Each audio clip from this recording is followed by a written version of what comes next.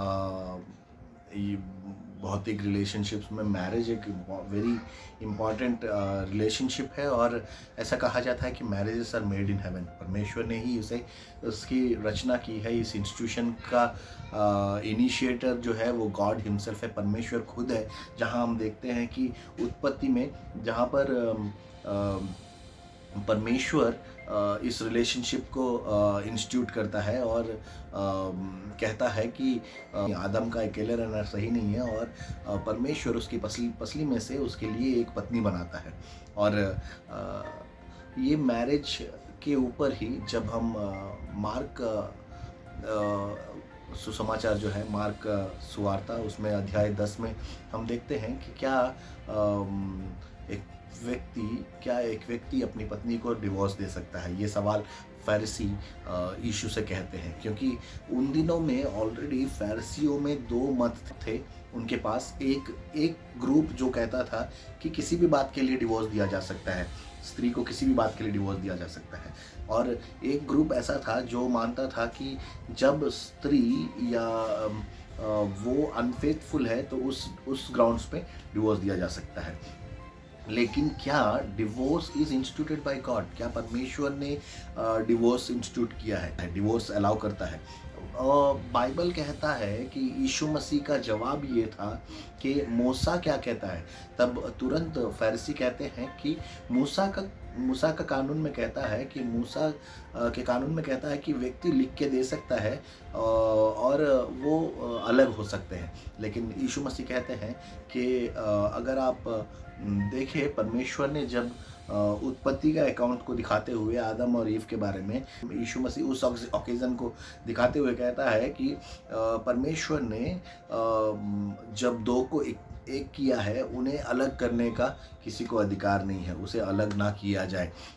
तो यीशु मसीह ये कहना चाहते हैं कि अलग होना यानी कि मैरिज जो एक कवर्नेंट है, जो एक करार है, या फिर एक ऐसा वाचा है जिसमें से अलग होना सही नहीं है। ये वाचा है करके हम कई जगहों पे देख सकते हैं, जैसे कि प्रोवर्ब्स 21 के 7 में देख सकते हैं। उसी तरह से एजेकियल अध्याय 16 के 8 में देख सकते हैं। उसी तरह से हम लोग एजेकियल 16 के 59 से 62 तक देख सकते हैं। साथ साथ हम देख सकते हैं इसके बारे में अलग अलग जगहों पे बात किया गया, जैसे कि होसाया अध्याय 2 आयत 16 से 20 और मलाकी 2 के 14 में, मत्ती लिखित सुसमाचार अध्याय 19 के 2 में। ये हर एक जगह पे लिखता है कि ये जो विवाह या मैरिज जो है वो एक करार या एक वाचा है, एक इंसान दूसरे इंसान से करता है परमेश्वर के सम्मुख, in the presence of God. अगर कोई भी व्यक्ति इसे तोड़ता है, ही इनवाइट्स गॉड्स जजमेंट। परमेश्वर का जो वो जजमेंट है वो अपने आप पर बुलाता है। लेकिन जैसे जैसे समय बीत रहा है, आज हम देख रहे हैं कि कई सारे अलग अलग चीज़ें या कई सारे अलग अलग बातें या ग्राउंड्स है जिनके आधार पर डिवोर्स लिया जा रहा है। लेकिन एक प्राइम बात मैं आपके सामने रखना चाहता हूँ, वो है अविश्वास योग्यता, यानी कि इमोरलिटी या एडल्ट्री। जब मैरिज के बाहर रिलेशनशिप में सेक्सुअली इमोरल लाइफ जी रहे होते हैं, मैरिज होने के बावजूद अलग स्त्री के साथ संबंध में रहते हैं, ये एडल्ट्री के साथ गिना जाता है और एडल्ट्री के समान गिना जाता है। और इस केस में विवाह में वो डिवोर्स ले सकते हैं। और भी कई सारे ग्राउंड्स हैं, लेकिन बाकी ग्राउंड्स जो है उन पे काम किया जा सकता है। वैसे रिलेशनशिप विचार in the age of breaking, ऐसे जो टूटने के कतार पे है, उन पे काम किया जा सकता है, क्योंकि बाइबल के अनुसार या परमेश्वर के इस इंस्टीट्यूशन के सैंटिटी को नज़र में रखते हुए उसे प्रिजर्व करना चाहिए, उस पे काम किया जाना चाहिए और उसे रेस्टोर करने का काम हमारे हाथ में है। यानी कि अगर मेरा दोस्त ये कहता है कि मेरे मैरिज लाइफ में डिफ़िकल्टीज है, और मेरे मेरे लिए ये वाइज नहीं होगा या ये समझदारी की बात नहीं होगी कि मैं उसे सलाह दूं कि तू अलग हो जा, या फिर कोई आपसे कहता है कि मेरे मैरिज लाइफ में ये समस्या है, ये बात है, अदर देन एडल्ट्री, कोई भी रीज़न मेरे ख्याल से उस पर काम किया जा सकता है और उसकी मदद करनी चाहिए ताकि कि ये रिलेशनशिप रेस्टोर हो सके। यहाँ जो सबसे ज़्यादा जिम्मेदारी आता है वो है चर्च का। चर्च किस तरह से इन इन ब्रोकन रिलेशनशिप में काम कर सकता है। कई बार मैंने देखा है कि चर्च ज़्यादा रिस्पॉन्ड नहीं करता है जब बात आती है मैरिज, तो ऐसे माना जाता है कि ये उनका पर्सनल बात है। लेकिन अगर डिफरेंसेस आ रहे हैं और हमें पता चल रहा है तो church has to jump in and help them, क्योंकि कई बार एक काउंसलर का रोल यहीं से शुरू होता है कि जब डिफ़िकल्टीज हो रहे हैं आपकी चर्च के बिलीवर्स के फैमिली में कुछ तकलीफ है, आप you approach a good trained counsellors, क्योंकि वो मदद कर सकते हैं, दे आर ट्रेंड, वो ट्रेंड हैं और वो मदद कर सकते हैं। और इसके द्वारा जो संबंध, जो इंस्टीट्यूशन परमेश्वर ने स्थापित किया है मैरिज, वो रिश्ता टूटने से आप बचा सकते हैं। And by that you are doing something which will please God. ऐसा करने से आप ऐसा कुछ कर रहे हैं जिससे परमेश्वर प्रसन्न होता है।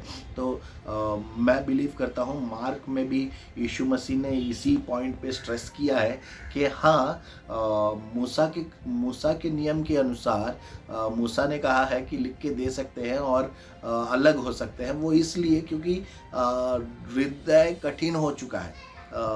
लेकिन यीशु मसीह उससे भी पीछे जाते हैं और वहाँ जेनेसिस से साइट करते हुए कहते हैं कि परमेश्वर ने जब आदम और हवा को बनाया, then he made them to become one. एक किया है परमेश्वर ने, और जिसे परमेश्वर एक किया है उसे अलग करने का किसी को अधिकार नहीं है। इसलिए कोई आपसे मदद मांगे या आपको मदद की ज़रूरत है तो reach out to a counsellor, किसी भी एक काउंसलर के पास पहुंचिए आप मदद के लिए। अगर आपके दोस्त को सहायता की ज़रूरत है तो help him to understand that there is a role to be played by a counsellor. एक काउंसलर मदद कर सकता है, चाहे कितना भी बुरा वो रिलेशनशिप ना हो। मैं सजेस्ट करूँगा कि let's preserve, even if it is any sort of problem, कोई भी तरह का समस्या क्यों ना हो, आइए शादी को बचाएं, विवाह के संबंध को पवित्र अगर मानते हैं और ये मानते हैं कि परमेश्वर ने इसे इंस्टीट्यूट किया है and marriages are made in heaven, तो इसे बचाने का काम भी एक मिनिस्ट्री है, एक काम है, एक जिम्मेदारी है जिसे हर एक पास्टर को भी सीरियसली लेना चाहिए, जो कि काफ़ी पास्टर्स बहुत सीरियस है इस बारे में। और दे हैव स्पेशल काउंसलर्स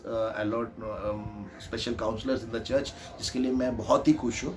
और ये काउंसलर्स के रोल को और बढ़ावा हमें देना चाहिए। परमेश्वर की योजना में it is for a perfect plan. परमेश्वर ने मैरिज के बारे में, या परमेश्वर की योजना में मैरिज का एक पर्पस है, वो है परमेश्वर कंपेनियनशिप के लिए, एक दूसरे के साथ के लिए, और प्रोक्रिएशन के लिए, यानी कि बढ़ने के लिए। और परमेश्वर ने इसे सेक्सुअल इंटीमेसी के लिए इंस्टीट्यूट किया है, यानी कि मैरिज को। यानी कि 3 योजनाएं, 3 पर्पस है परमेश्वर के पास जब परमेश्वर ने मैरिज को इंस्टीट्यूट किया है। मैरिज को प्रिजर्व करे, divorce, let's say no to divorce, जहाँ तक हो सके बचाए शादी को। Thank you.